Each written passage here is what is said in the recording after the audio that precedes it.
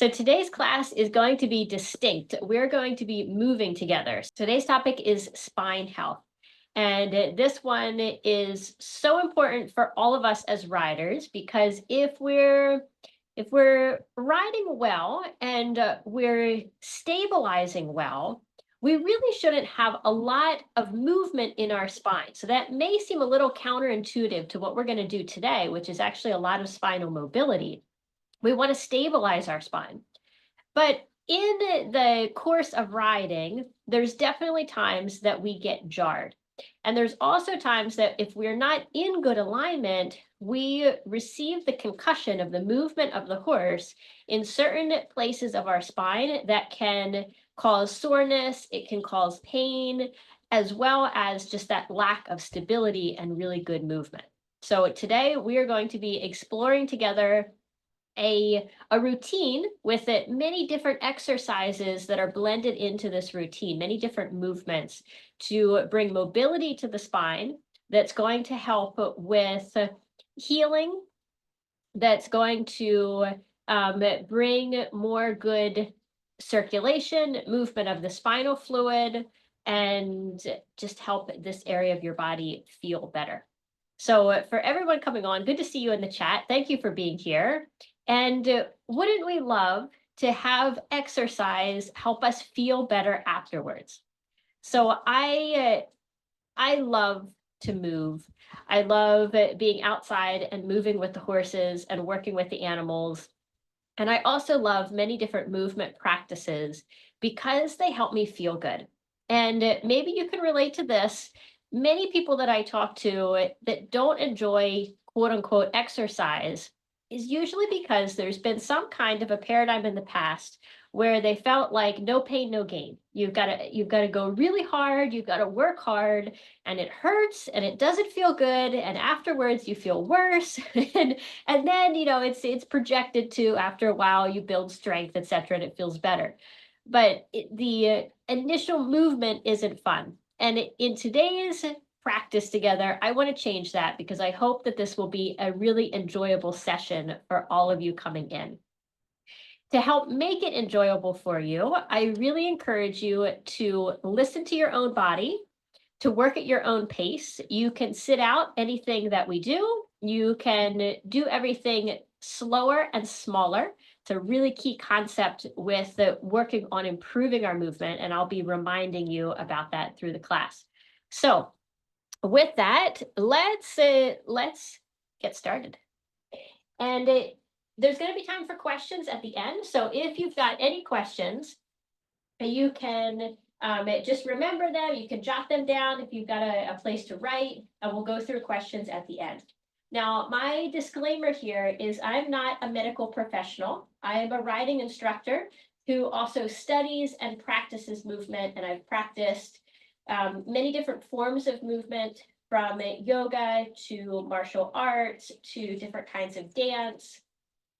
Also, in recent years, I've had more formal study in movement training from a school that teaches the Ido Portal method. And my teachers there, Jonathan and Mariana Fletcher, have influenced my work and really helped me work through some injuries and some things that were holding back my own body. Okay, so let's get started. So as you're doing this, I encourage you to do this with bare feet. So if you've got shoes on, there's time to take them off. We want to feel the floor. And we're going to begin with just making some circles here with our hips. So make some gentle circles. Allow your body to move, your upper body as well. Let your arms hang down, relax at your sides. And as you're moving here and through the rest of our practice, the more that you can bring your awareness to your body, the more beneficial that this session will be. So if you notice you start thinking about other things, including thinking about, oh, am I doing this right? Or, oh, I'm glad no one's watching me because this is silly. We'll have some silly movements coming up. And try to just let those thoughts go and focus on the sensation that you're feeling in your body. So go ahead and just change directions in these big hip circles from whichever direction you were going before. And as you're doing this, just bring your awareness to your feet. You should have your feet about hip width apart. And notice as you're doing these big circles, how the weight is shifting on your feet. So your knees should be nice and soft. Notice how this is starting to bring some movement into not only your hips, but also your knees and your ankles. And then also notice how it's bringing some movement up through your body too. So as we're doing this movement, we're initiating here from the hip joints and we're moving the pelvis, but that's putting this circular motion in the spine. Change directions once again. And that's going to bring some movement into the shoulders, into the neck. So just keep going with this. I would encourage you to make it even a bit bigger. And you draw even a bigger circle with your pelvis. And feel how that now starts to maybe kind of stretch the muscle, the fascia, and other areas of your body. Great to see everyone coming on. Change directions once more with this bigger movement.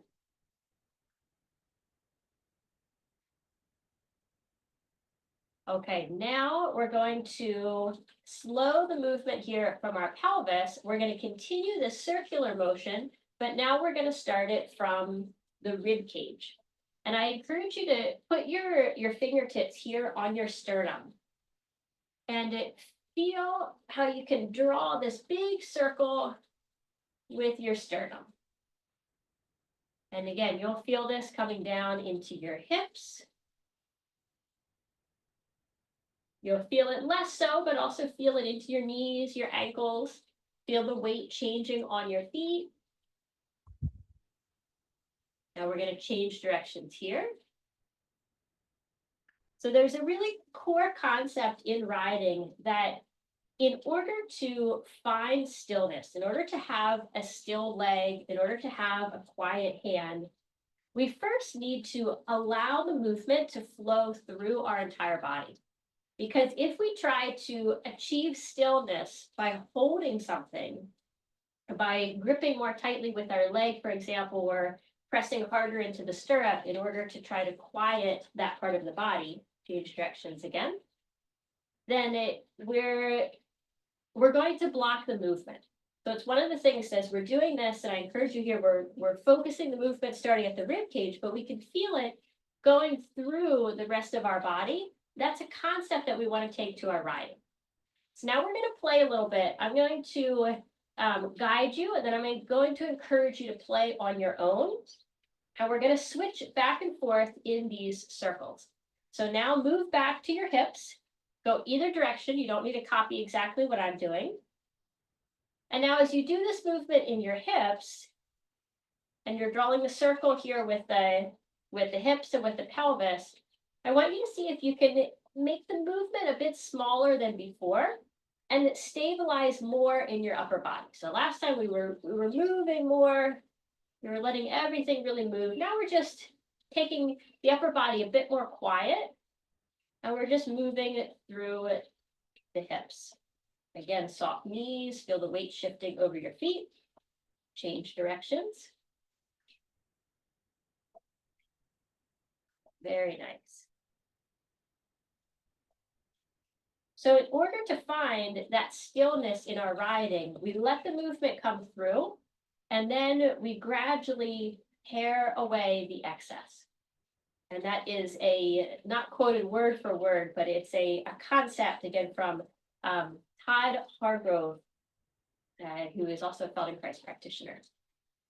Okay, one more time, change directions here. Now we're going to take this circle up. So just let this slowly stop the circle from the pelvis. And then just think about taking that same motion, continuing into the circular motion that's now in the rib cage. And now the same thing here, where before we were letting everything really move, quiet the pelvis, the hips this time, and see if you can focus the movement right now even more up here in the rib cage. Change directions. Any place in your body that you notice you're holding tension, for example, if your shoulders are coming up here, let your shoulders go down. There, I noticed I was starting to kind of hold my legs, so I just released my hands. Again, if you're kind of struggling finding this, you can go slower and smaller, and you can also bring your hands just to softly bring touch to parts of your body that you're moving or that you want to hold more still, and it will help to bring your awareness there and isolate the movements more. Very good. Okay, go ahead and let that go. And now we're going to just move a little bit through our neck, moving the head, and stand again, hips width apart, soft stance, and just let your chin fall down. And you should feel just a gentle stretch kind of from the fascia through the back of your neck, along your upper back. And then you're going to reverse that, look up, let your head go back, just until you feel again here that you're starting to open a bit through the top of the chest. The rib cage is lifting slightly. We're not going into a big back bend here, but just opening. And then down again. Let your eyes follow the trajectory of the movement of your head. So I'm just letting my eyes gaze down at the floor now. I'm letting the weight of my head fall further down, feeling that stretch here. And reversing it again, looking up. Letting my chin go up and back, just to where I feel the stretch down the front line of the body. And let that go. We're going to do that one more time. Looking down, stretch through the back of the head, the neck, and looking up again. Okay, now we're going to go into a very simple stretch for the lower back. Many of you have probably seen this one before. You've probably done it in most yoga classes. So you're going to bend deeply into your knees. You're going to grab here opposite elbows. And you're going to once again let the weight of your head go down, let the weight of your arms go down. And you're going to bend here at your hip joints, bending at your waist, bending your knees as deeply as you need to. And just feeling this release and this stretching here through the lower back. The key here is not to straighten your legs and hang this way. For this exercise, we don't want to feel a lot in the hamstrings. That's why we're really bending as deeply as needed into the knees, and then letting the back lengthen. And as you do this, think about softening your lower back. As you soften the muscles here, you might find that your body lengthens down even a bit more. You might also notice that your lower back, the more you can soften, the more it expands. And that's what we're looking for in riding. Last week in the webinar, we looked at some of Wendy Murdoch's instruction and how the core of that phrase she uses is to lengthen the lower back. And I got some questions on that this week. And when we lengthen the lower back, it's not about making a pelvic tuck. It's not about trying to push into the saddle, but it's really about releasing in that lower back, letting the top of the pelvis come back when we're in that sitting position. So you can go ahead and make your way back up. And now we're going to go into a few kind of stretching hold positions. Again, slowly working our way through here. We're going to get into more and more active work as we go along. So first thing we're going to do is a side stretch. So just reaching one arm up above your head. You're going to reach up. Imagine if you could feel your rib cage and your ribs getting slightly farther apart here. And then we're going to take a little rotation. You're going to reach with your pinky. Let me take a step back so you can see more clearly my whole arm. You're going to reach with your pinky like you were spiraling like this. This is another key to movement. If you watch or you study martial arts or dance or really any movement, you'll notice that good movement happens a lot in spirals. And when we spiral, we can stabilize more our joints. We can make movements with less effort. We can also then, because of that less effort, make the movements more seamlessly and more beautiful.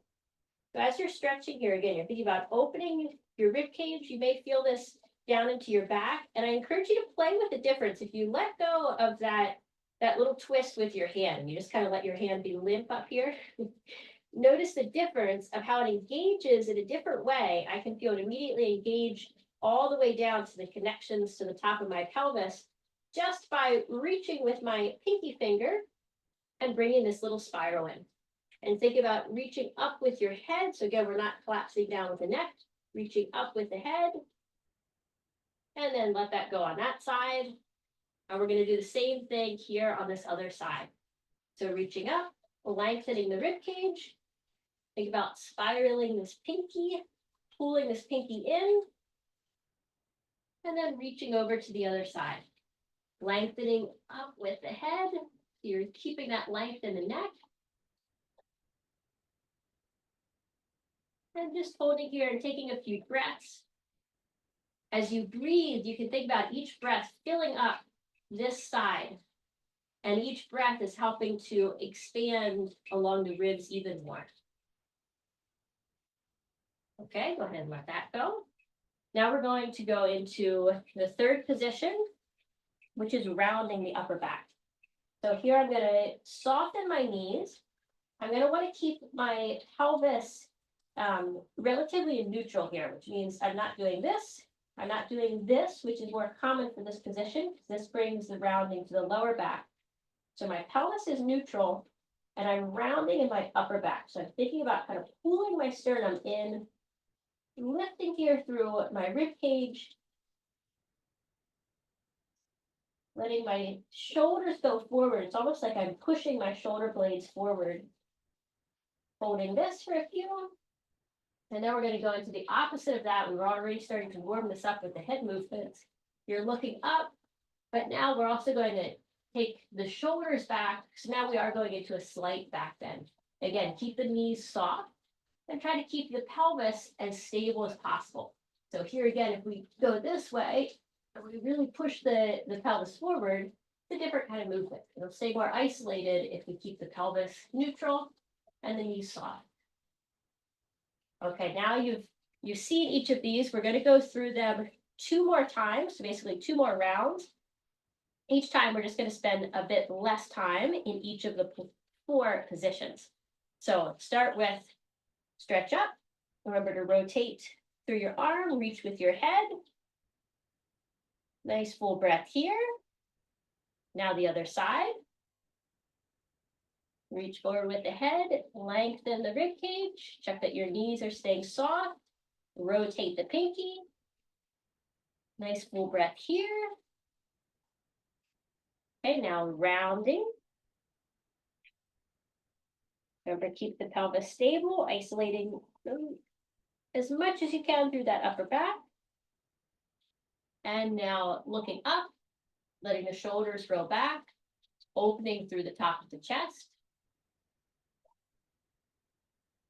Very good. Now one more time through all 4 positions, reaching with the arm up, bringing that little twist in, that rotation, moving to the other side. Think about taking the shoulder back. So again, we're not collapsing forward here, but we're keeping this line. You can imagine like in these side stretches, you were working between 2 walls. Now we're going forward. Let the head hang. Fingers soft. Notice anywhere where the tension keeps coming in. And notice if that pattern might also be true in your riding. And now opening up, looking up. Okay, come back to neutral. Move just a little bit.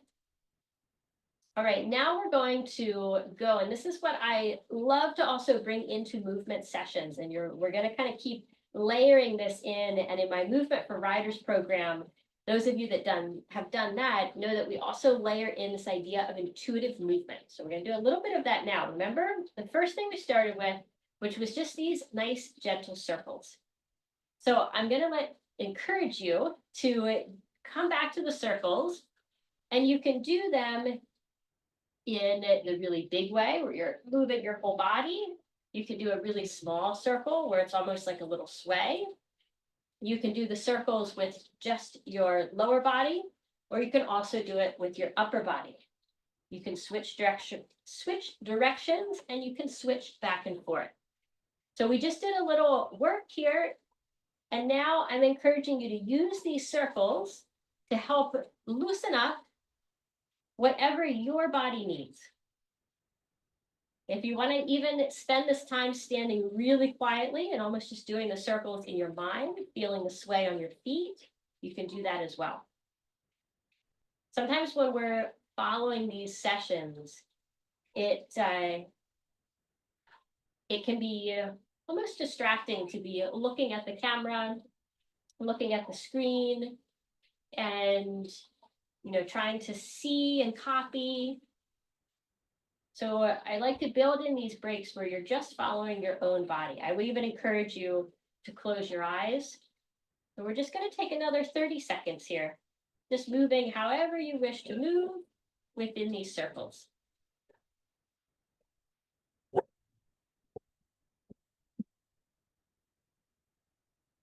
We've got a barking dog in this. See how good my microphone is.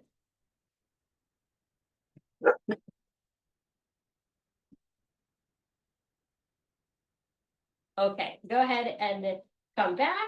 And what we're going to do next, I'm going to slightly adjust my camera because we're going to go down to hands and knees. So you can grab a mat if you've got a mat for today.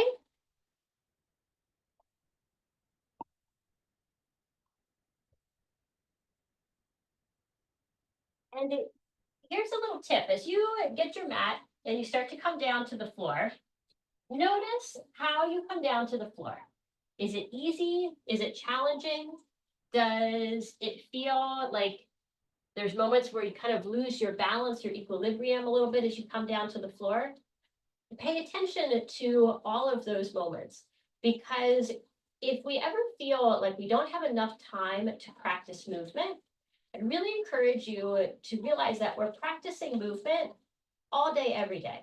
So the more that you can bring this awareness to how you're moving just throughout your day, even with something as simple as coming down to the floor, because for us as riders, and you can make your way to hands and knees here, for us as riders, it's so important to be able to meet the ground. I really advocate for practicing falling. And what I'm doing here is I'm just starting to, from hands and knees, walk my hands in different positions here on my mat. So you could just follow along with that.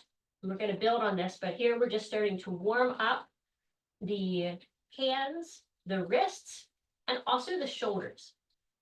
So with each step of your hands, start with the pads of your fingers, roll back onto the kind of ball of your hand right here, and then let that roll back to the heel of your hand, and then let your weight, feel how your weight stacks through the bones of your arm, and your shoulder each time is going to align right above the heel of your hand. So it's such a simple movement, but we're practicing bringing lots of awareness to how we do this movement.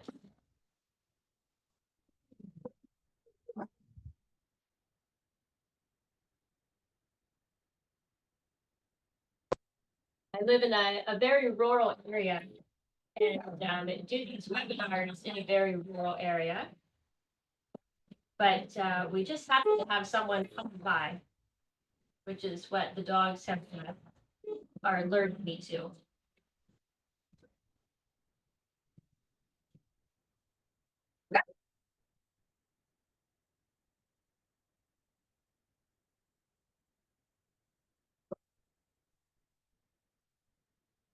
So now you're going to just come for a moment, and if you're comfortable, we're going to stretch out the feet by coming here to your toes. So curling your toes under and bringing your hips to just sit for a moment here on your heels. So this is just a little resting position that we're taking here. Chapoli. Good boy. We know there's someone outside.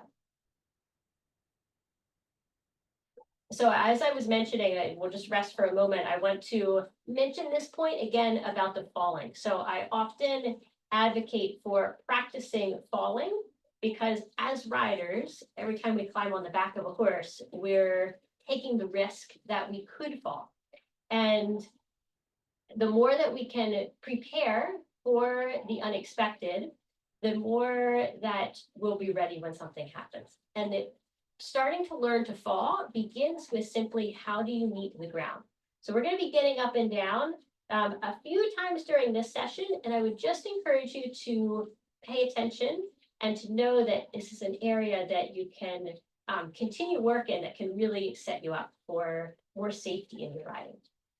Okay, so we warmed up the hands and the wrists a little bit there. We're going to do this one more time. And now I'm going to encourage you to start to move your hands out a bit more. So before we were doing it with the hands pretty much underneath of us, underneath of our shoulders. Now we're going to move our hand out. So we've got to move our body more to bring our shoulder over top of our hand. Yes, good stretch, Chapoli.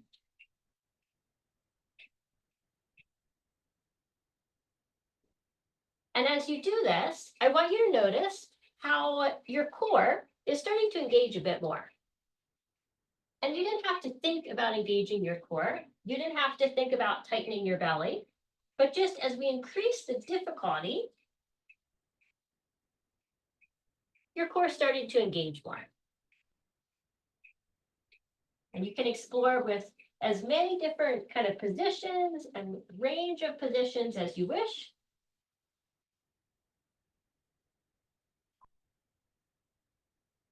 Remember the quality and how you put your hand down. So there's a big difference between just putting your hand on the ground and moving quickly and abruptly as to placing the hand and then gradually loading the weight over.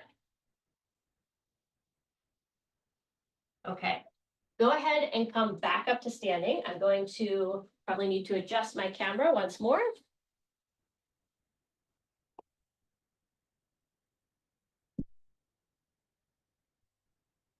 Okay, now from standing, we're going to kind of look at a similar concept together with that core engagement, but now we're going to do it from standing position. You're going to put your weight in one leg, and with your other leg, take a few steps back so you can see my feet.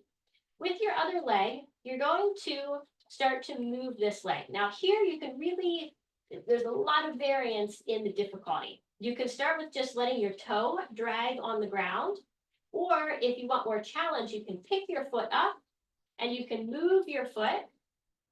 And if you really want a challenge, you can explore with just how far out can you go with that foot. You can bend your standing knee as much as you need. You can move the rest of your body using your arms and your upper body to counterbalance. And notice here too, just as with the previous exercise, the more that you start to go into challenging positions, the more that your core and the stabilizing system, balancing system, those stabilizing muscles start to engage. You don't have to think about it. You don't have to tighten your core. In fact, I would encourage you to try that. If you specifically tighten your core as you do this, you're going to lose your equilibrium like I did just in that moment. Okay, change legs. That was already some time on that leg. Step it out a bit. Put your weight into the other foot, and we're going to do the same thing. Remember, you can stay here, just moving your toe on the ground. If even this is a challenge for balance, you can put your hand on a chair here. Whatever level you need. And if you want to be more challenged, you can bring your foot up.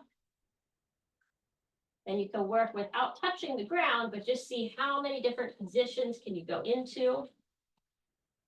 And this, again, is a concept that applies to our riding because we want our core stability, core strength, and the amount of core engagement that we have to be related to the challenge that we're doing.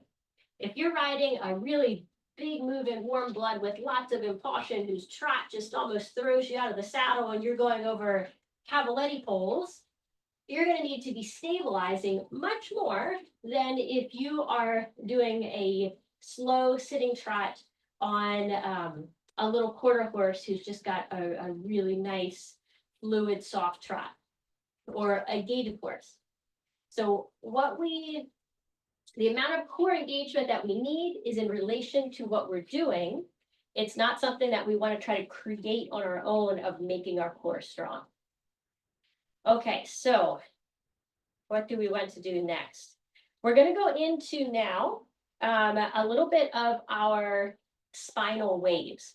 And this is where I would encourage you to put all thoughts of this looks silly aside, because this is one of the most beneficial movements that we can do for spine health.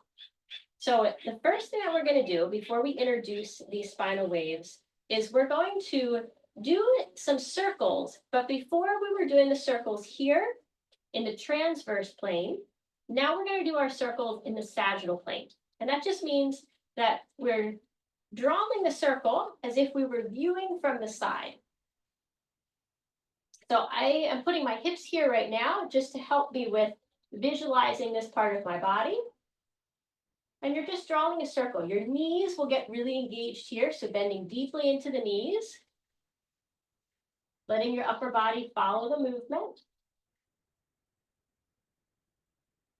Again, you can do this really small, or you can do it bigger. Now we're going to take the same idea up into the chest. So again, fingers just lightly touching the sternum here. And imagine that you were drawing this circle with your sternum and the rest of the body following this movement.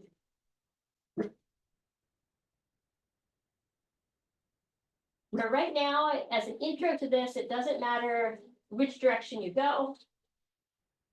You can change directions. For today and the time that we have for exploring this today, go in the direction that feels easiest to you and work with that. There's so much that can be explored. Okay, so there at the end, I just started to introduce the first of what we're going to do next, which is a spinal wave. And I'm going to encourage you to start this with just swaying your pelvis. You're going to feel your weight swaying from back to front on your feet. And then as you sway through your pelvis, just let that movement come up through your spine. So there's almost like there's a little bit of a delay in your upper body following your lower body.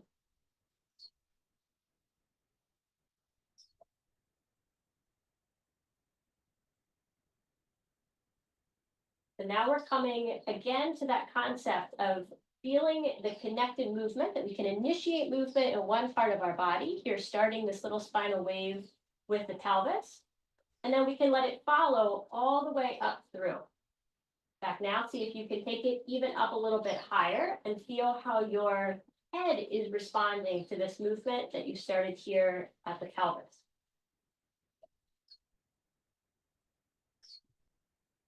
Very good. Now see if you can take the movement just a little bit bigger.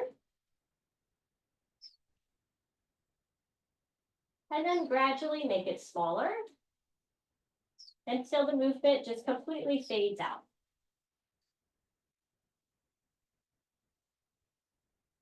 All right, so just returning to a moment of stillness there.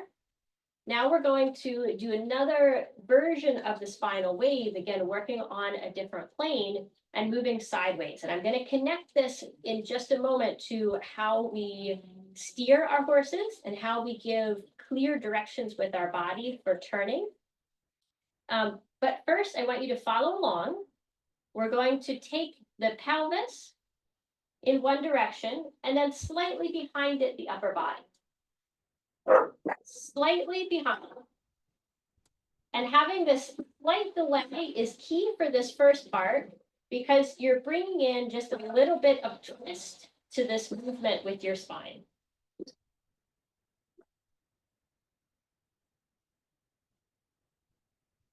Twist here. Chapolin.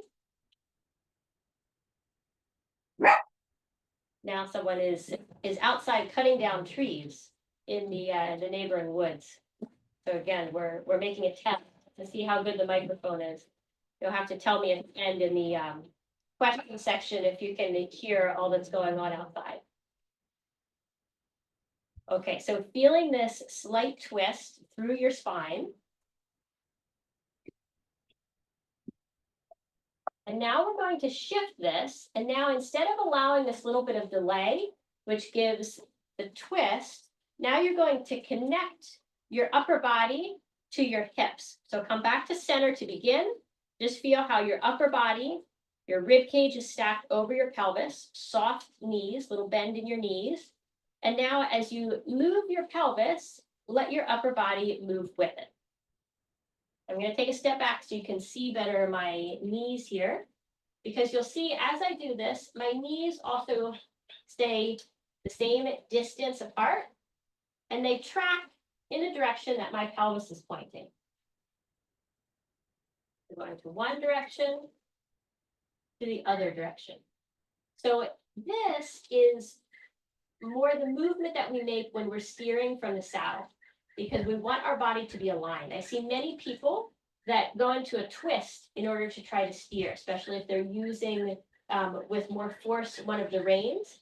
And you can see if you start to twist this way, the pelvis, the seat, is giving an opposite signal for where to go than the upper body.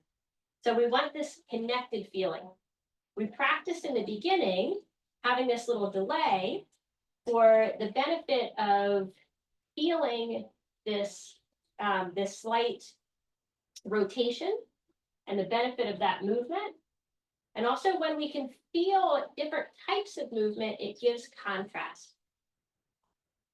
Okay, so now can you connect and move them connected? Very good. Okay, go ahead and let that go. Come back into the center. And what we're going to do now is just 1 minute of that intuitive movement again. So we just did some things that brought in probably a lot of focus, thinking about, okay, isolating this part of the body, feeling this, thinking about my examples for riding. And now for just a minute, I'm going to go quiet so that all of us can practice a bit of movement for whatever you need. And I'm going to open this up to any of the movements that we've done so far during this session. You can go back if you want to those hip circles.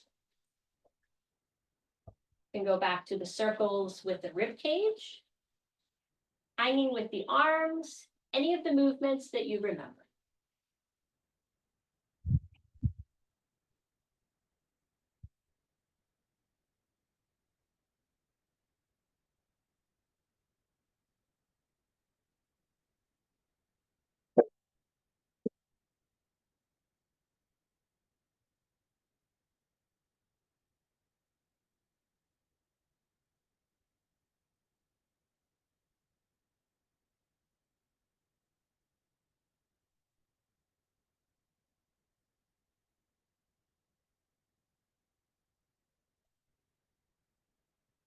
The other reason that I like to build in these small times of intuitive movement is that it encourages you to recall the movements that we did, because the real benefit of these is not in needing to do an hour, session every day, but it's in those little moments of your day when you can bring in these movements. You feel yourself starting to get tense. Maybe you're even at the barn, you're tacking up. And you just take a few moments to do some circles, to let that tension go out of your body and to connect with the movement of your body before you go to put your foot in the stirrup and start riding. So go ahead and prepare your mat again. We're going to go back to the floor for one ending movement here. And this one is really nice and relaxing, and it's really good for opening up the upper body. I think I'm going to turn this sideways here. So you're going to come down to one side. So you're laying here on one side. You're going to allow one arm to reach out next to you here. You're going to bend both knees and bring them up in this way. So your legs are coming out basically perpendicular here to the line of your body, 90-degree angle. And now what we're going to do is with your top hand, you're first going to run it along this bottom hand, and you're just going to run it, if you can, slightly past. And this is completely going to depend on you. Some people can really go out comfortably. Some people might be right here at the wrist. Has to do with the mobility of your shoulder. So first we go forward, and then we come back, and now you're going to take your hand across your chest to the floor, and let your hand go all the way to the floor. Again, this is the full variation. Notice how I didn't tighten my knees to keep my knees together here. I let them come slightly apart, but I didn't let it open all the way up this way to come back. So we want to allow our knees to stay together, and we're only going to go as far as we can. So if you can just go right here, and then you feel like your whole body would need to open, we want to keep this more isolated for the rotation in the spine and the upper back. So you might just go right here. But now where this starts to feel really good is you find your range of motion, and then you start to flow through this. So maybe you go all the way out. Maybe you stop anywhere in between, but you find your range of motion, and then you flow back and forth. So this starts to become where you're in constant, easy motion here. Your head should be just rolling along the floor.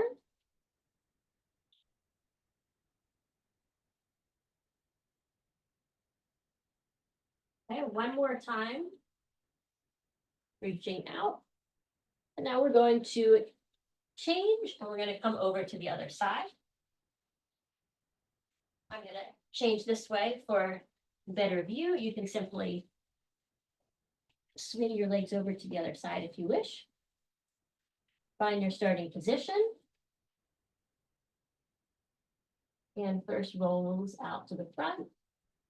Come back. Even the contact here is important.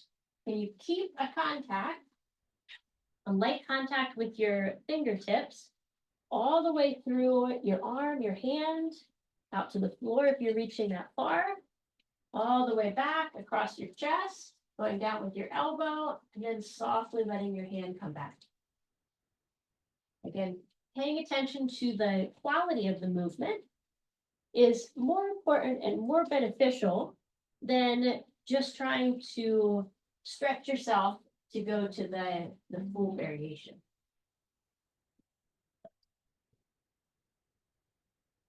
One more here on this side.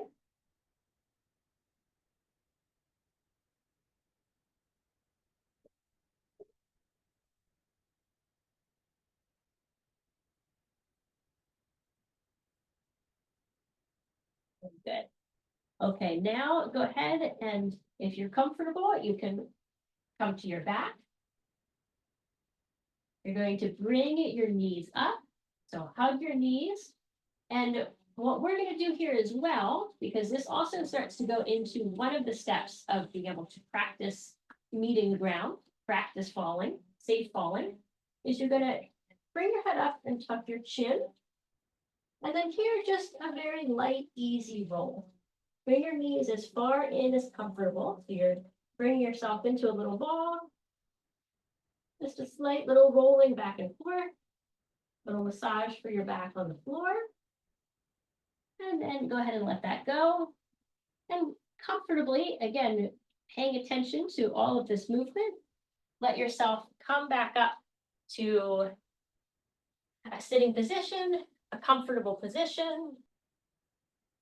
And I appreciate you being here and joining me in this session together.